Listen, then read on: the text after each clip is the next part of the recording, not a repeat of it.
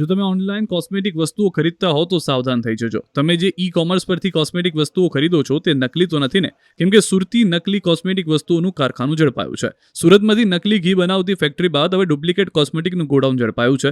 Zone 1 LCB અને પુણા પોલીસે પુણા વિસ્તારમાં રંગ અવધૂત સોસાયટીમાંથી ગોડાઉનમાં દરોડા પાડીને 12 લાખથી વધુનો ડુપ્લિકેટ ચીજ વસ્તુનો જથ્થો ઝડપ્યો છે. પિતા અને 2 પુત્ર ડુપ્લિકેટ કોસ્મેટિકનો વેપલો ઈ કોમર્સ વેબસાઇટ ઉપર ચલાવતા હતા. આરોપીઓ કોસ્મેટિક ચીજ વસ્તુઓનું રો મટીરીયલ સસ્તામાં બહારથી લાવી અલગ અલગ કંપનીઓના નામવાળા સ્ટીકરો લગાવી નાની મોટી બોટલોમાં ભરી વધુ પૈસામાં વેચાણ કરતા હતા. પોલીસે પિતા બાબુભાઈ ચૌહાણ, નીરલ ચૌહાણ અને સિદ્ધાર્થ ચૌહાણની ધરપકડ કરી છે.